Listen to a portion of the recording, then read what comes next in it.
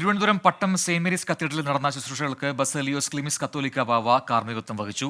രാജ്യത്ത് സന്തോഷവും സമാധാനവും തുടരണമെന്ന് ഈസ്റ്റർ സന്ദേശത്തിൽ അദ്ദേഹം പറഞ്ഞു. പാളയം സെന്റ് ജോസഫ് കത്തീഡ്രലിൽ ലത്തീൻ അതിരൂപത ആർച്ച് ബിഷപ്പ് തോമസ് ജെ നെറ്റോ നേതൃത്വം നൽകി.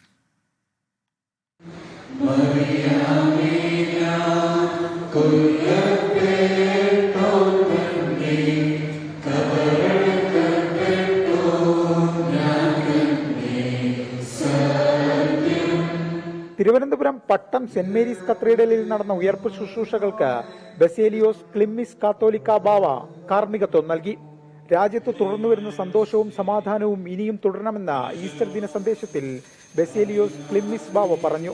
സജീവമായും സന്തോഷപ്രദമായും സഹവർത്തിത്വത്തിലും സഹകരണത്തിലും ഒന്നിച്ച് നമുക്ക് ജീവിക്കുന്നതിന് സാധ്യമായ സമാധാനപൂർണമായ ഒരു അന്തരീക്ഷം വളരുന്നതിനും നിലനിൽക്കുന്നതിനും രാജ്യത്തിന് വേണ്ടി നമുക്ക് പ്രാർത്ഥിക്കാം. പാളയം സെന്റ് ജോസഫ് കത്തീഡ്രലിൽ നടന്ന ശുശ്രൂഷകൾക്ക് ലത്തീൻ അതിരൂപത ആർച്ച് ബിഷപ്പ് തോമസ് ജെ നെറ്റോ ആണ് കാർമ്മികത്വം വഹിച്ചത്.